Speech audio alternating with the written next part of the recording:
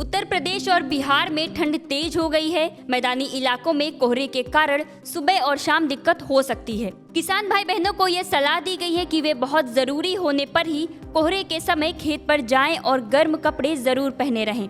मौसम विभाग ने अगले 5 दिनों तक मौसम के ऐसे ही बने रहने की संभावना जताई है। दिसंबर के अंत में पश्चिमी विक्षोभ सक्रिय हो सकता है, जिसका असर यूपी में पड़ सकता है। पहाड़ी इलाकों में बर्फबारी और मैदानी इलाकों में शीतलहर से ठंड और बढ़ सकती है। इस बीच दिल्ली, पश्चिमी यूपी और बिहार के कुछ हिस्सों में वायु प्रदूषण की स्थिति भी गंभीर बनी हुई है। दिल्ली से सटे नोएडा, गाजियाबाद और ग्रेटर नोएडा में एयर क्वालिटी इंडेक्स 400 के पार चला गया है। आगरा में AQI 235 दर्ज किया गया है। यहाँ अधिकतम तापमान 21.4 डिग्री सेल्सियस और न्यूनतम तापमान 7 डिग्री सेल्सियस रहने की संभावना व्यक्त की गई है।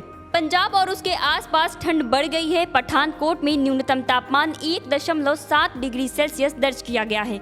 मौसम वैज्ञानिकों ने 28 और 29 दिसंबर को हरियाणा, राजस्थान और गुजरात के कुछ हिस्सों में बारिश की संभावना भी जताई है।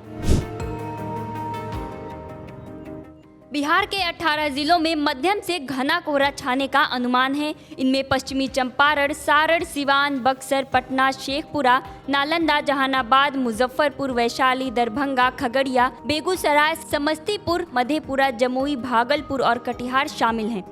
दिन में यहाँ धूप खिलने पर कोहरा छटेगा, लेकिन अगले कुछ दिन सुबह शाम कोहरा छाया रह सकता है।